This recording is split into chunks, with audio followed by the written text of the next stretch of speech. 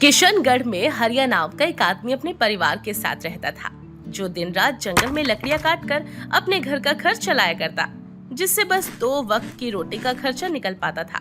ऐसे ही एक दिन, अजी सुनिए, आज जरा लकड़ियाँ ज्यादा लेकर आना, वरना चूल्हा जलाने में दिक्कत होगी। वो क्यों? वो क्या है ना जी, रसोई घर की लकड़ियाँ खत्म होने वाली है, इसलिए। अच्छा ठीक है, ज्यादा ले आऊंगा। इतना कहकर हरिया वहाँ से जंगल में पहुँचता है और धीरे धीरे लकड़ियाँ काटना शुरू करता है। देखते ही देखते वो अपने काम में इतना खो जाता है कि उसे पता ही नहीं चलता रात कब हो गई। अरे ये क्या, आज इतनी जल्दी अंधेरा हो गया? अरे अभी तो सिर्फ बेचने के लिए ही लकड़ियां इकट्ठी हुई थी, अब घर के इस्तेमाल के लिए और काटनी पड़ेंगी। एक तो अंधेरा वैसे ही हो गया है, अब क्या होगा यार। हरिया ये सब सोच ही रहा था कि तभी उसकी नजर वही लकड़ियों के बीच पड़ी लालटेन पर जाती है। वो जैसे उसे उठाकर जैसे तैसे उस लालटेन को जला लेता है, साथ ही अपना काम फिर से शुरू कर देता है और काम करते करते उसमें खो जाता है।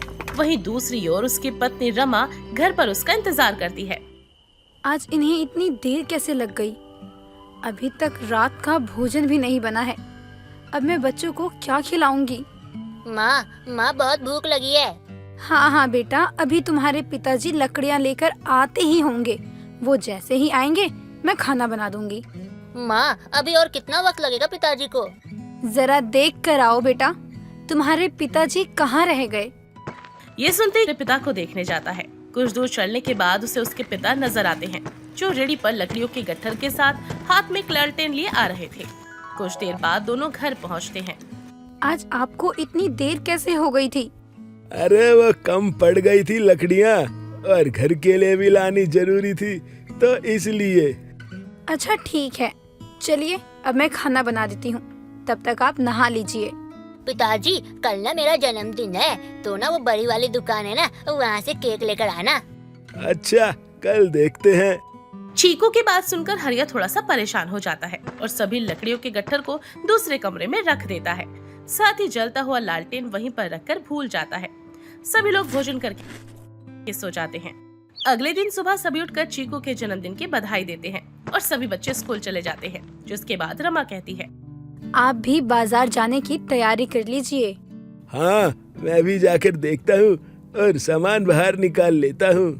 जी ठीक है। अरे ये क्या, ये सब कैसे हुआ? रमा, अरे जल्दी इधर आओ। क्यों सुबह सुबह चिल्ला रहे हो? ऐसा कौन सा पहाड़ टूट पड़ा है? अरे ये देखो तो जरा। ये 2 लकड़ियाँ सोने की कैसे बन गई? और कब बनी है? पता नहीं, रात को तो सब ठीक था। चलिए, अच्छा ही है। वैसे भी आज चीकू का जन्मदिन है, आप इसे बेचकर थोड़े ज्यादा पैसे ले आना, जिससे हम चीकू का जन्मदिन अच्छे से मना सके। हाँ सही कह रही हो, भगवान जो भी करता है अच्छा ही करता है।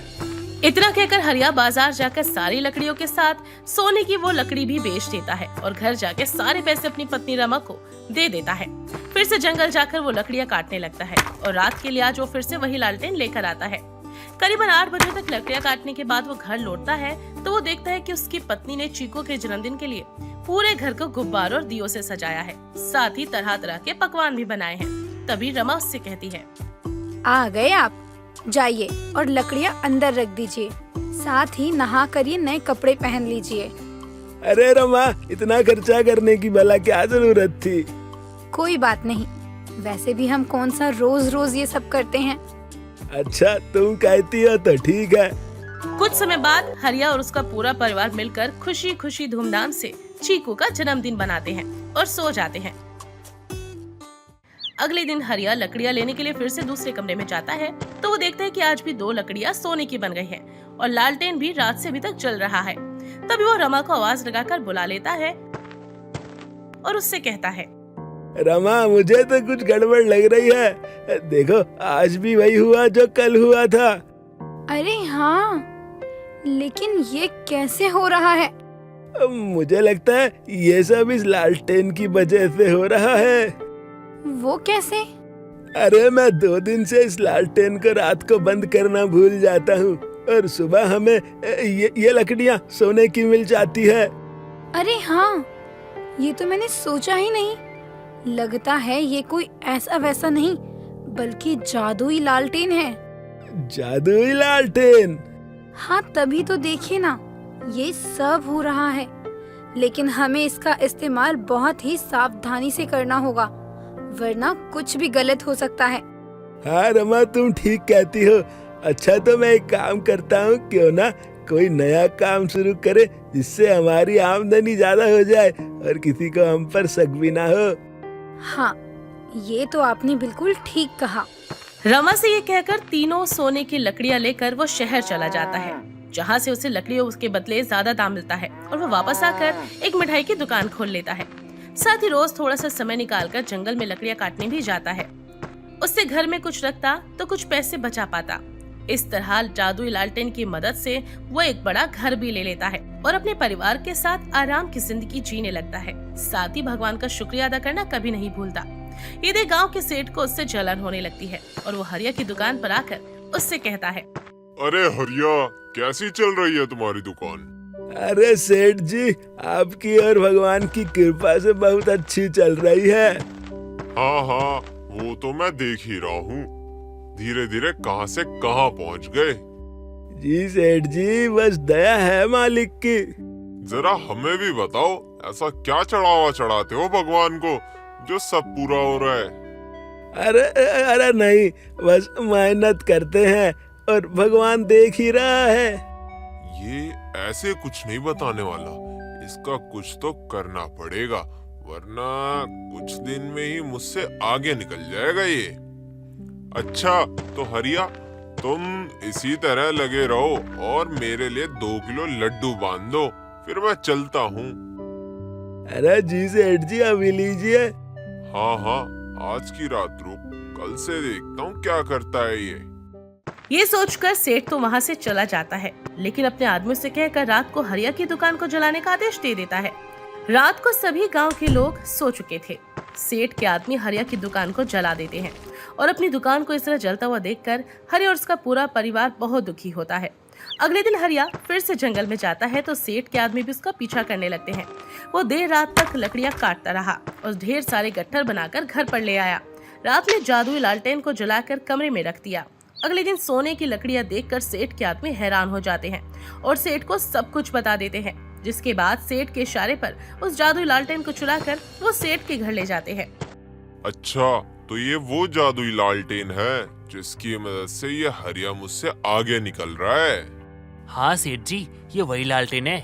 लेकिन इसका इस्तेमाल कैसे करते हैं? सेठ जी, ज्यादा कुछ नहीं करना है, पूरी रात इसको जला के छोड़ दीजिए और फिर देखिएगा सारी चीज सोने की हो जाएंगी। अच्छा, ऐसा क्या?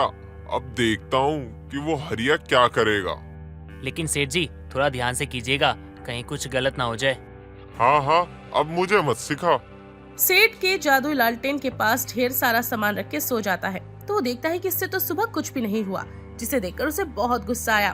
उसने 24 घंटे तक जादुई लालटेन को जला कर रखा, मगर फिर भी कुछ नहीं होता, जिससे सेठ गुस्से में लाल पीला हो जाता है और पूरे 2 दिन तक लालटेन को जला कर रखता है, लेकिन उसे सोना तब भी नहीं मिला। लेकिन सेठ की पूरी कोठी उसके लालच की वजह से आग में जलकर राख हो जाती है। जैसे हरिया को पता चलता है तो अपनी पत्नी के साथ सेठ के यहाँ पर आता है, जहाँ सेठ उससे माफी मांगता है और उससे कहता है, हरिया, आज मेरे लालच की वजह से मेरा ये हाल हो गया, मुझे माफ कर दो। इस जादुई लालटेन के असली हकदार तुम ही हो, ले जाओ इसे। ये आपके पास कैसे आया सेठ जी? सेठ की बातें सुनकर हरिया को कुछ भी समझ नहीं आता, तो सेठ उसे सब बता देता है कि कैसे उसकी दुकान जली और कैसे जादू लालटेन सेठ के पास आया। सेठ हरिया से माफी मांगता है और हरिया अपनी पत्नी के साथ वहां से जादुई लालटेन लेकर अपने घर वापस आ जाता है। साथ ही इसका इस्तेमाल वो अच्छे तरीके से करता है। जादुई लालटेन की मदद से वो न सिर्फ अपने परिवार की तरक्की करता है, बल्कि पूरे गाँव को तरक्की की ओर ले जाता है।